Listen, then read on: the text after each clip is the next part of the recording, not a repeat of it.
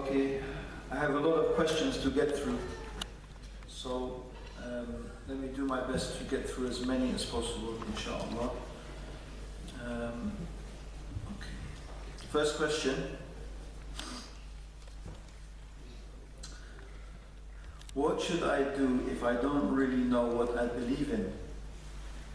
Allah, Jesus, I mean as a God, or if I believe in the Christian's God or the Muslim's God. Alhamdulillah, it's very simple.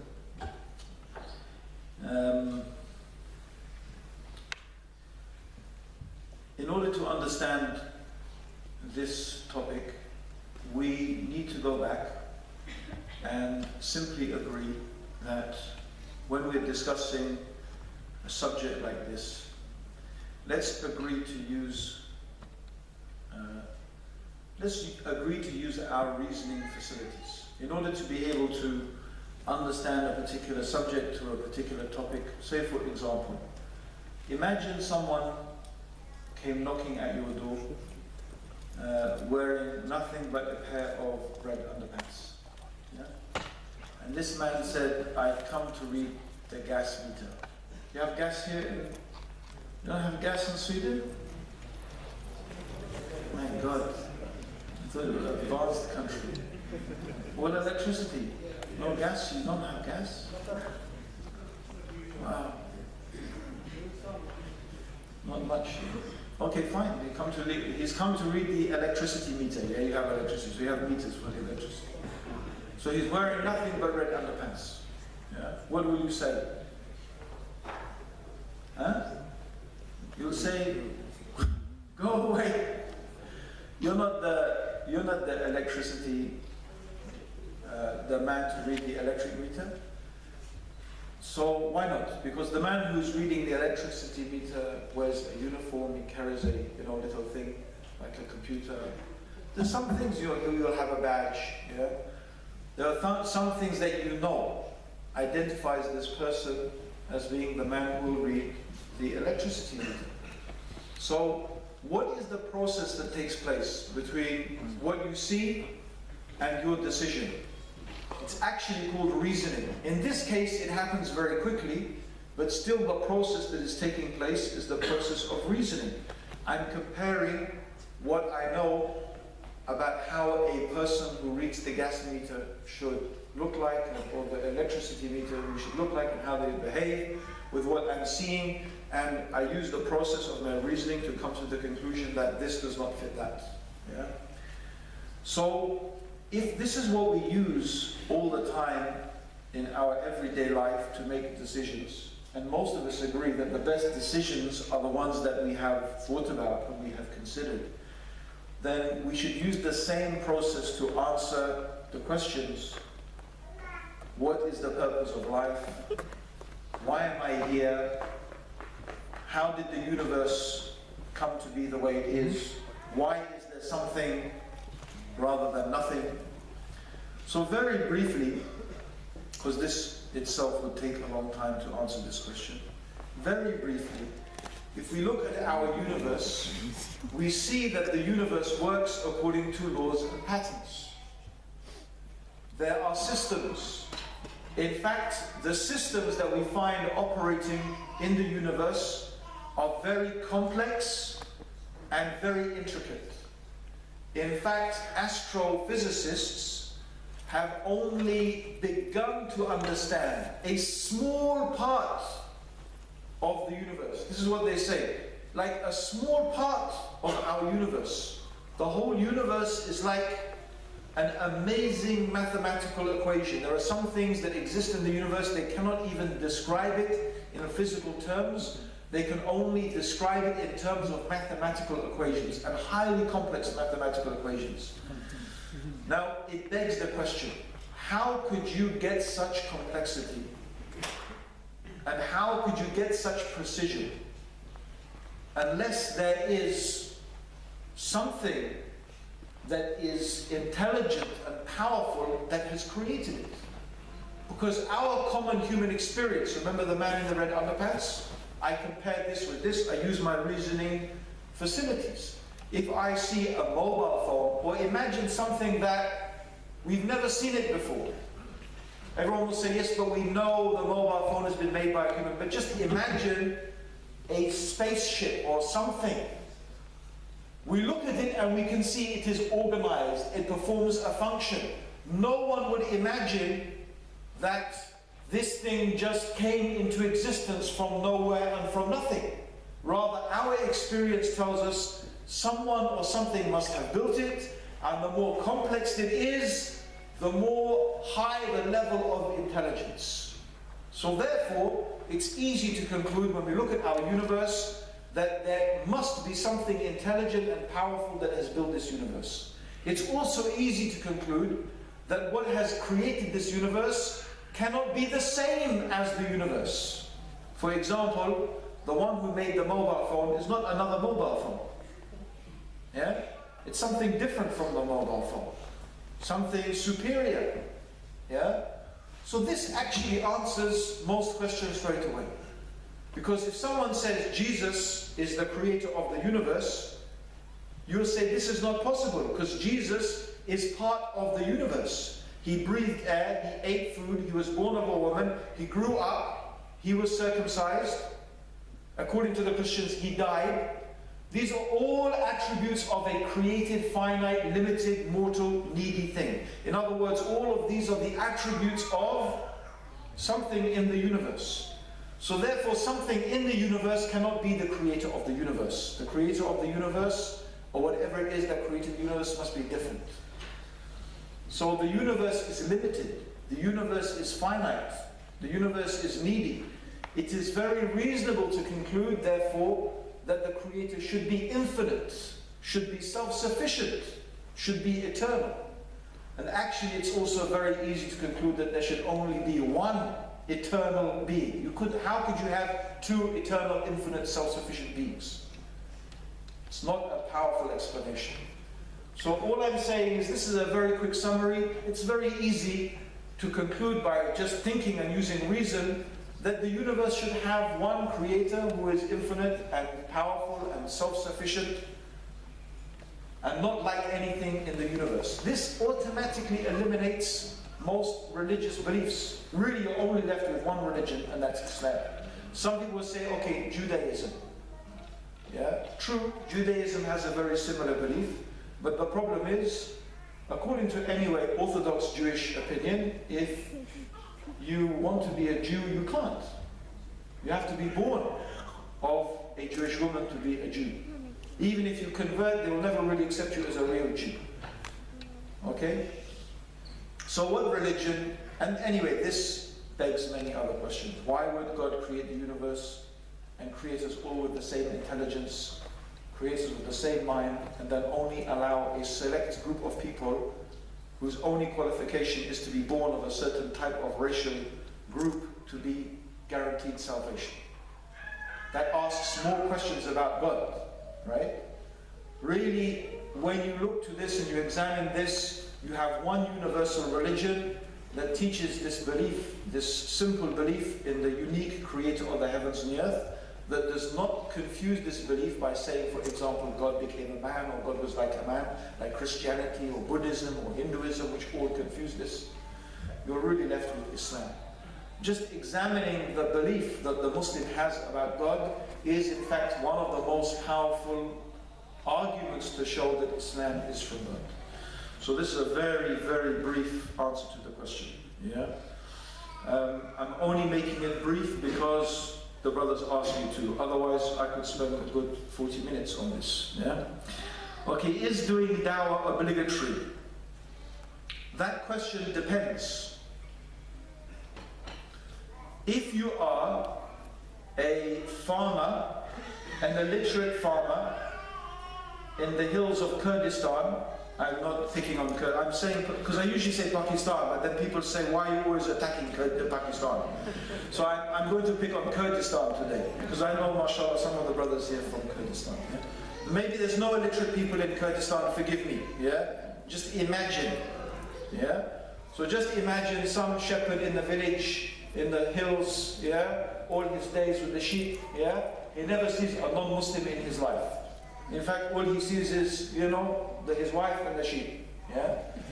So that's it. Is dawah obligatory upon him? Of course not. For what? Maybe, okay, but even dawah is obligatory on him, he has to give dawah to his wife. Maybe. Yeah? Okay, or his wife maybe needs to give dawah to her husband. So even, it depends on your situation. But for a Muslim, living and educated in Sweden, is dawah obligatory upon you? Yes. Absolutely, definitely, it's obligatory upon you. So it depends upon your circumstances. Yeah? How much is dawah obligatory upon you? Depends upon you. The very least, you should talk to your neighbors, you should talk to your work colleagues. Yeah? Am I saying everybody has to go onto the streets and wear an orange shirt? Yeah? Well, probably I would say you should do, but can I say definitely you must do it and you must, I don't know. This, you know yourself. Right? Because you are the one you have to stand in front of Allah. You have to answer to Him. So if you feel safe, then you really have an excuse, that's between you and Allah. My opinion, yes, you all have to give dawah. Okay? Okay, I feel I need to do dawah, but the way I can start a conversation with a non-Muslim. What's a good way to start a conversation? This is like how long is a piece of string? Yeah? I'll give you an example. Once I started a conversation with a group of non-Muslim boys, 16, 17, you know what I said to them? I was on the street, I came with the book. I said, excuse me guys, what would you do if a man wearing nothing but red underpants came knocking on your door saying, I want to read the gas meter? There was like 7 of them. They froze. They were going to cross the road. They all stopped and they looked at me. I said, serious, what would you do? Believe me. And they started saying, I'll tell him he's an idiot, you know, he must be gay, I don't know what they're saying. Okay, they started saying, but alhamdulillah, we started the conversation, right? Yeah? We started the conversation. Okay, there's nothing against gays, I'm just saying it's what he said to you, yeah? Okay? So, you know, Allahu A'lam, I don't know, whatever, yeah? Maybe there's lots of red here, maybe he spent too much time in this college, I don't know, okay? So it doesn't matter, yeah? So the point being, it's up to you, really, yeah? Whatever works. You can say something crazy like that, for me that works really well. You can say, excuse me, what's the purpose of life? Or, you know, I'd like to talk to you about Islam. What do you know about Islam? Nothing. Well, aren't you a Muslim? No, why not? Kamal al-Makki style. Are you a Muslim? No, why not? Huh? But it's amazing, I've tried that as well. Well, I tried it in Oman. I was in the hotel. There's some English woman, she was a bit drunk. You know, I could smell it, you know, anyway. So I don't know why she started talking to me, you know. Maybe another white person, you know, there. I said, are you Muslim? She said, no. No? I said, why not? She goes, I don't know, I haven't got around to it yet. You know, it's not like, well, why would I be Muslim? It's just genuinely, it's like, I didn't think about it, or I don't know much about Islam. Well, you know, maybe you should know something about Islam. So it's up to you guys, whatever works, really, alhamdulillah. Yeah? My dear beloved brother, what do you say about modernizing Islam as some movements preach? Does Islam need it? How do we approach people like the Quillian Foundation, etc.? Well, you know, a really nice article, I put it on my Facebook, called Majid Nawaz is a Donkey. Yeah, read it. Yeah. So I mean, if he feels no shame displaying and advertising cartoons, yeah, of the Prophet sallallahu alaihi wasallam, included in these cartoons, by the way, is the Prophet sallallahu alaihi wasallam, Isa and Muhammad sallallahu alaihi wasallam, drinking alcohol, in bed together, showing their private parts. And this man, he claims to be Muslim. He said, there's nothing wrong with this. He claims he's a Muslim. Yeah. So, oh, we Muslims shouldn't be offended by these things. I don't know. Well, what do you say to someone like that? Yeah? A donkey. No, except that's being very rude to donkeys. Yeah? how can you insult donkeys like that? So the best thing with people like this is, you know, one brother, he says, ignore them. People like Majid Nawaz, all they want is publicity. That's what they want. I have met Christians like this, I've met other people. The biggest thing they want is publicity. There's this Christian preacher, he became famous, Joseph Smith. Yeah? I told the brothers, ignore him. Don't debate with him. Don't bother. He just wants publicity. That's all. He wants to be famous. Yeah? So the more you talk about it, the more you feed it, the more they love it. They don't care. Yeah? So, but does Islam need modernizing? Okay. The problem here, brothers and sisters, actually you may think the answer to this is simple. And in one way, of course, the answer is simple. The answer is no. Islam doesn't need modernizing. But in reality, the question is a little bit more complex than that. Because it depends what you mean by Islam. Now you know, I hope you know what Islam means, and inshallah I know what Islam means. But actually, even in our conversations when we talk about Islam, usually we mean two things, and those two things are actually different. Listen to this is important. Right? Now there is a Western author who wrote about this. I can't remember his name now. I can't remember his name, it's gone out of my mind. But anyway, okay. When we talk about Islam, sometimes we mean the religion which Allah revealed to Muhammad sallallahu alayhi wasallam, which is rooted in the Quran and the Sunnah and the Ijma' of the companions and the Ummah. Yes, so this is what we mean by Islam. But we also talk about Islam as in the civilization that is connected to the religion. Yeah? Do you understand? So it used to be in the same way they used to call the West Christendom. They don't use that term anymore. But Sweden, England, all of Europe, they used to call it Christendom, because they identified Christianity so strongly with Christianity. So even today you find many people in England, in Sweden, who call themselves Christian. They think that Western culture is Christian culture, right? And they think the two are the same. And we have the same problem, where many Muslims talk about their culture and they think that their culture is Islam. So they talk about Islam in civilizational terms. The history of Islam, Islamic culture, Islamic civilization. Right?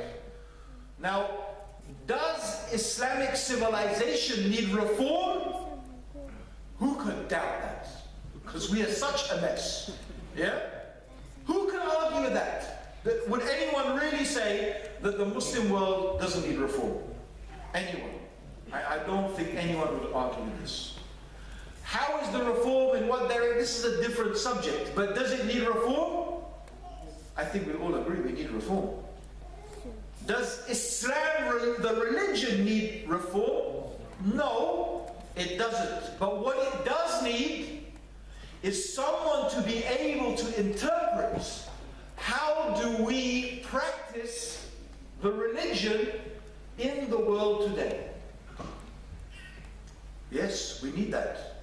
So I talked about women. Does anyone here think that women should not be allowed to drive? Maybe I shouldn't ask that question. But does anyone think that women should not be allowed to drive in Sweden? And no jokes, don't say, yeah, women are bad drivers. I mean, seriously, no joking. Yeah? Does anyone seriously think that women should not be allowed to drive in Sweden? Allahu Akbar. Okay, good. You have some courage. It depends on what? Huh? How she looks? Sure, like you have a beauty index, you know? How big are your eyes? Khalas, haram! Sister!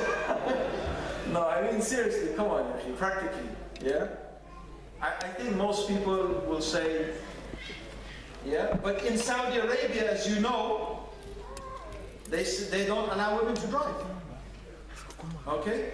Now, you know, I am not a scholar living in Saudi Arabia.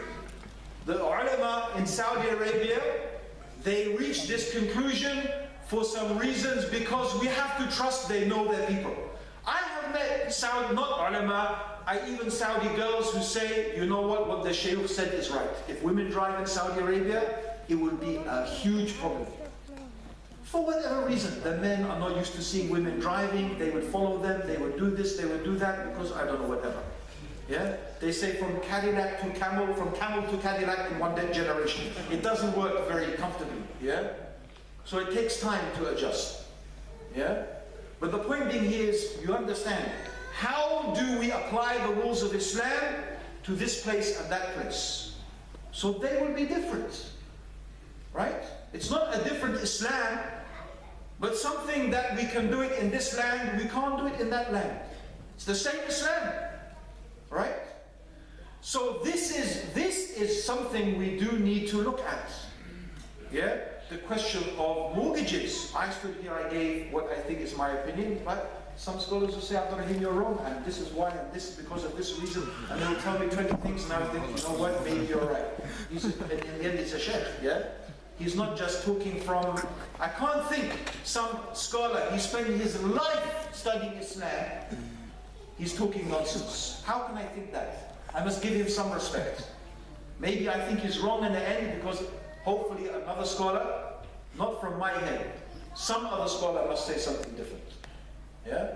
So these are very big questions. But, brothers, with all respect, Majid Nawaz, Osama Hassan, even Tariq Ramadan, these are not scholars. The job of interpreting and understanding how we apply the religion of Islam to our situation in the West needs really a scholar, a special scholar, a super scholar. You know, I mean, people may disagree, but you know, we need someone like Ibn Taymiyyah, someone, and he has to understand Sharia, he has to understand the Sharia, he has to understand Islam very well, and he has to understand Western culture very well. So where is someone like that? Where is someone like that? Inshallah, Allah will bring him or her. By the way, why don't we think her? Why not? One of the greatest scholars in Islam ever was Aisha. Our history is full of Muslim women scholars. Why not her? But him or her, you know, inshallah, Allah will bring that for us. Yeah? But what do we do until then? Just say anything that comes to our head? Like some of these brothers and sisters? No, it is better to be quiet. You know, or better you yourself study and reach the level when you can talk.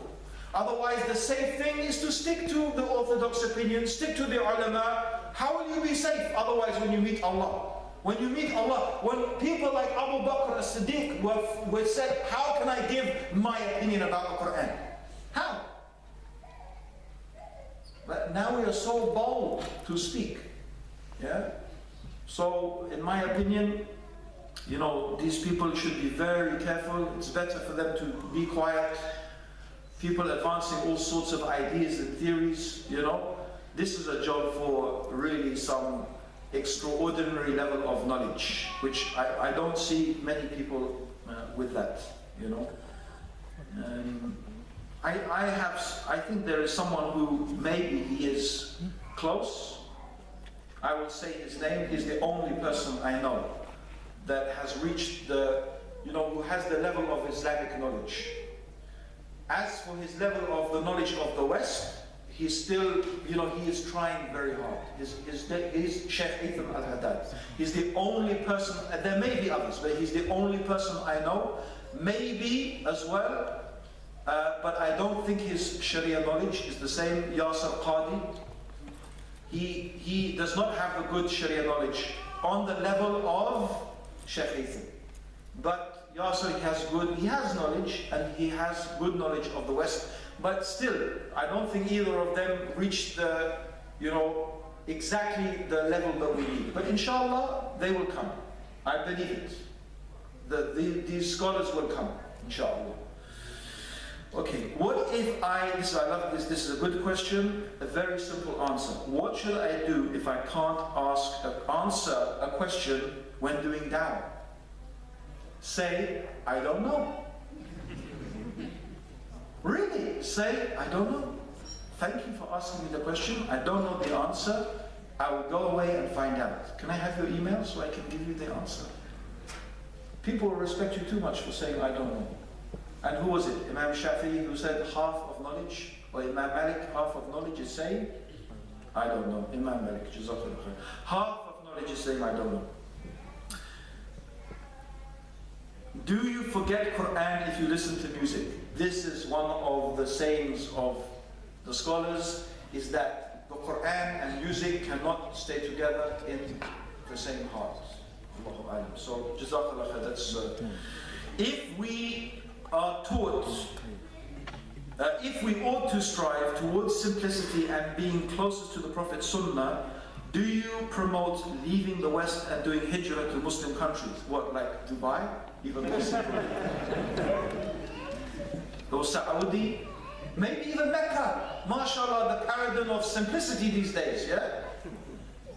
You know, you walk out of the Kaaba to Prada and Gucci and KFC, yeah? Very simple life, mashallah. Okay, what do you suggest we should do if we want to stay up? Okay, this is two different questions. Okay. Okay, and the question is about the Ummah's current affairs and not being indoctrinated by falsehood and lies of the Western media. What are the alternatives? What do you think of the alternative media? Ummah NY Heterna. I don't know. Oh, I don't speak Swedish, so I don't know about that. This is a good question. You know, to tell you the truth, I generally rely upon, you know, my Muslim brothers, the people I talk to, the people I'm in touch with in Facebook. Again, you know, the Imam asked me again, please, to reinforce from his experiences, suffering too many problems from people using Facebook. Okay, sisters especially, please be careful of your shyness. You shouldn't be talking to strange men. There are many people out there, their pictures are pictures of beards. They will start with Quran and Hadith. In the end, they only want to have haram relationships with you. And we know, by the way, these predators, they are in UK. Even my wife, her best friend, was subjected to a man like this. Yeah? Alhamdulillah, she didn't fall into anything, but she became very close. He just was taking her because she's divorced and she's, you know, lonely, and, you know, she's just starting innocent, you know, looking for marriage, and then bit by bit, this man is not interested in marriage. And there are many of these people like this. Yeah? So it's very important to be careful, please, yeah, of these things. So the Sheikh is telling me many marriages are ending, and many of them because of this Facebook and getting into these things. Yeah. Also, brothers, treat your wives well. Don't give them an excuse to be on Facebook talking to strange men because you never talk to them and you never treat them correctly. This is also the other side, by the way. Anyway, so for me, this is what I found very useful, the internet and so on and so forth. Alhamdulillah. As for this, there's another question here, was similar, I don't know where it is, about making hijrah. Let me tell you something, okay? Many years ago, a great sheikh from Egypt, Sheikh Muhammad ibn Ismail Muqaddam, he came to UK. He's one of the few sheikhs. You know, many sheikhs, mashallah, they will talk about da'wah. Da'wah is important, you should give da'wah in the West. But in reality, with all respect to the sheikhs, they don't themselves know anything about da'wah in the West. They've never practiced da'wah, you know, to the non-Muslims, yeah?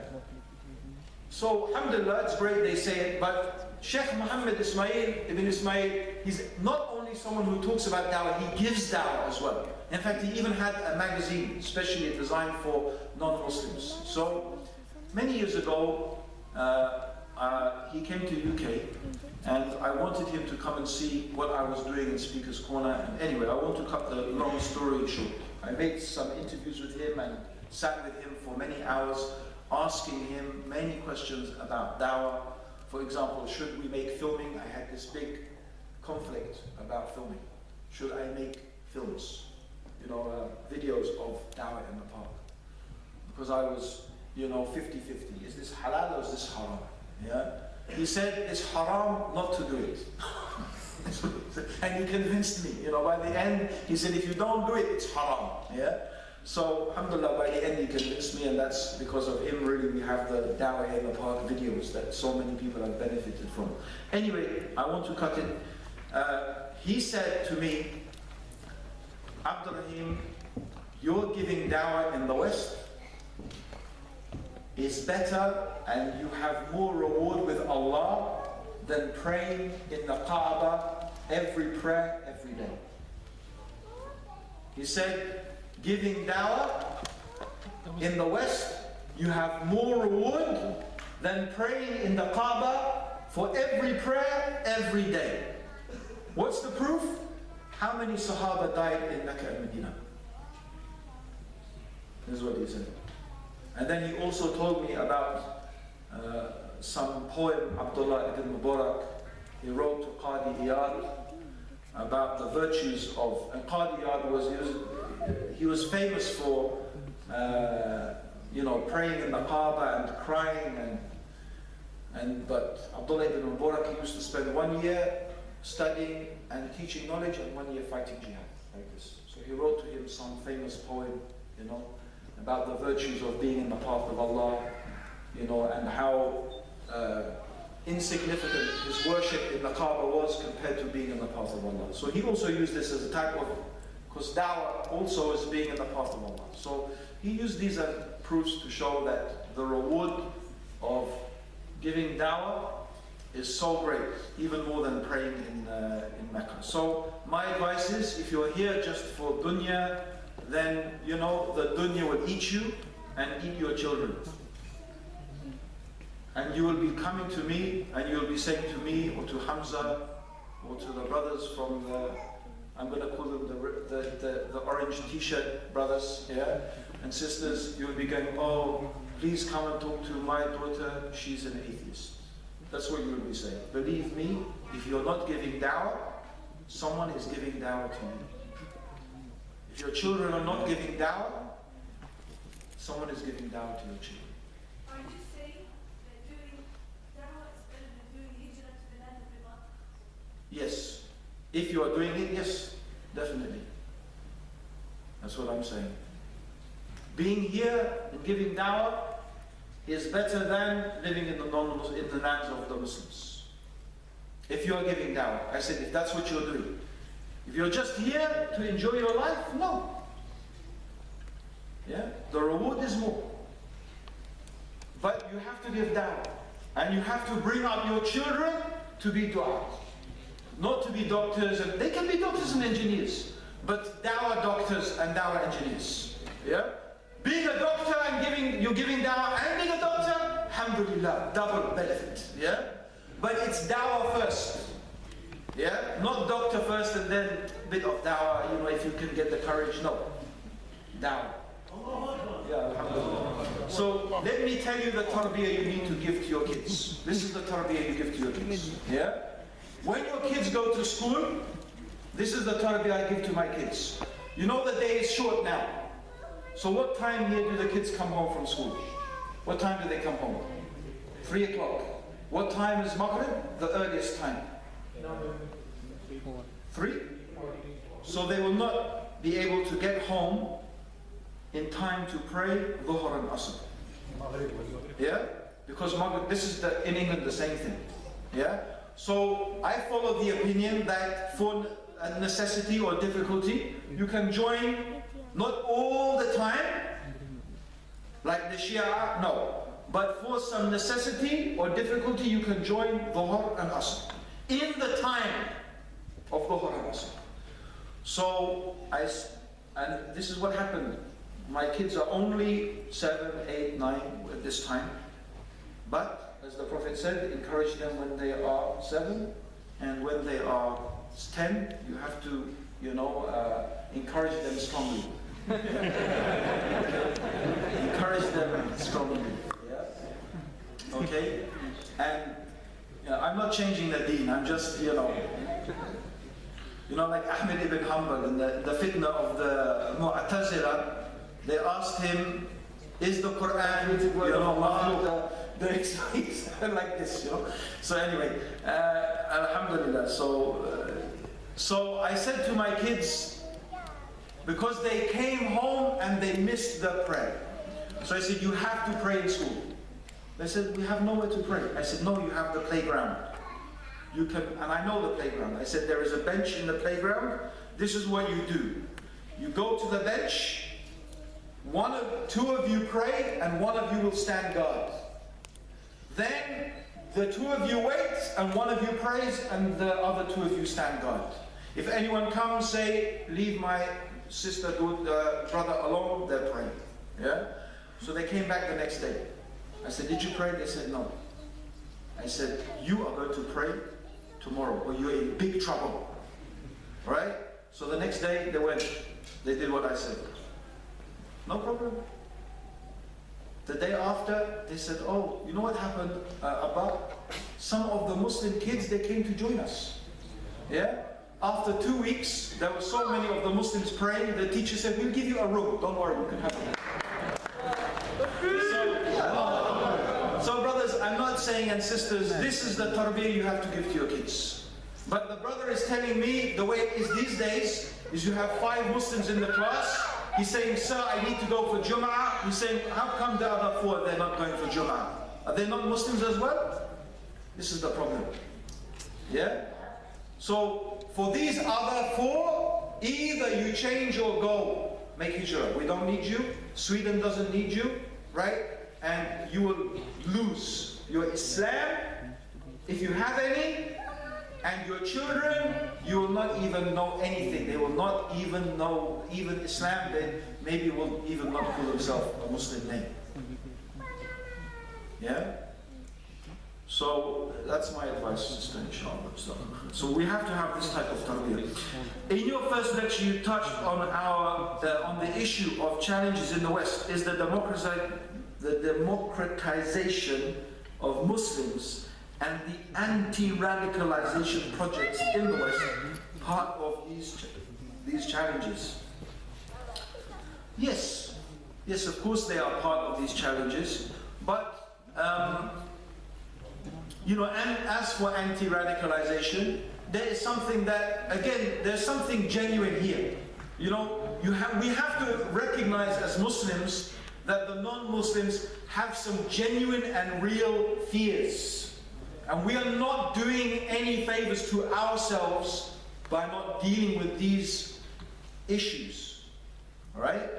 So this is a delicate subject, but by and large, we can't leave the solution to these problems in the hands of people who do not understand our religion, who maybe want to change our religion altogether, who are trying to create a type of Swedish Islam and a British Islam. Again, like a lot of these things, there is something right about it and there is something wrong about it. You know? There is something right about it and wrong about it. Naturally, and I gave the example already of driving in Saudi Arabia for the women, and you know, there are things that inevitably, that as Islam grows in Sweden, you will find that certain things will become more important to us. Certain customs, certain habits, certain behaviors. And Islam is flexible. Alhamdulillah, Islam is flexible. Islam is existing in so many different places. Who will deny it? If anyone has traveled, who's been to Malaysia, for example? Anyone who's been to Malaysia? Okay, let me ask you a question. Is the way Islam practiced in Malaysia, is the character of the Muslims in Malaysia the same as the people in Kurdistan or different? It's different, right? Is it different in Kurdistan to Nigeria or the same? But they're all praying 5 times a day. They're all fasting Ramadan. They all believe in the same book. But what is different? It's like the flavor is different. Yeah? Do you understand? Yeah, it's the culture. The culture is different. And this is permissible. There are permissible differences that Islam allows that type of flexibility. So as long as it is within the confines of the religion, alhamdulillah, Islam allows this flexibility. So inevitably in Sweden, we will find These things are being argued now. And another perfect example is praying. When the day is so short, really, and you know one prayer is coming one after the other. Is it going to be permissible for us, or maybe even almost a habit for us in these winter months to join the prayers often? Maybe we find we have to do this. I'm not a scholar to say, but we find scholars saying, for example, in the summertime, it is better to join the Maghrib and Isha. Why? Because the night is so short. And it's better you pray Maghrib and Isha together in Jama'ah than you pray Maghrib and everyone goes home and they don't pray in Jama'ah. This is some fatwa of the ulama. Right? So this is just to give an example. This is still within the thing of the Sharia. So anyways, people are pointing at watches. I didn't even get through half the questions. You know? But Jazakallah khair. Oh, I want to mention one. Can I do the last one? Why Abduraheem and not Abdurrazak, Abdurrahman, Abdussamad, Abdulman? So my name, brother, is Abduraheem, not Abdurrahman. Abduraheem. Yeah? But it doesn't matter. Call me anything you like. Call me donkey if you like, no problem. So, why Abduraheem? Okay, very short story, yeah? When I became Muslim, first became Muslim, remember I told you about living in the squat? Remember? Okay, my friends who live with me were actually Arabs from Maghrib, yeah? And they couldn't say my name, Anthony. They had a real problem saying Anthony. That was my name. I didn't want to change my name. I said, what's wrong with Anthony? No, it's better you have Muslim name, yeah? They kept trying to convince me. You know, we can't say, what is Anthony? Abduraheem, you know, change your name, please. So eventually I said, okay. They said, you know, best name, Abdullah and Abdurrahman. So I said, okay, no, I'm going to be different. Abduraheem. Yeah? Just to be a bit different, Abdurrahman, everyone Abdurrahman. I will say Abduraheem. MashaAllah, Abduraheem, Jazakallah, that's it. I was Abduraheem. Yeah? So, anyway, it hasn't finished yet, Karvan, the story, let me a minute, yeah? So, now I have a problem. I changed my name so all my Muslim friends can say Abduraheem. But now every time I meet a non-Muslim, they say, what's your name? I say Abduraheem. They say, what? they say, can I call you Abdul? I say, no! Abdurraheem, let's do it together, yeah? 5 minutes later, I'm saying, oh, Allahu Akbar. And then here's the last irony is, one day I was sitting down with the brothers watching the message, yeah? And they say, oh, mashallah, Anthony Quinn, he's so good. I said, that's my name, Anthony. They said, oh, Anthony Quinn! Why you didn't tell us Anthony Quinn? So, that's the story. How I changed my name.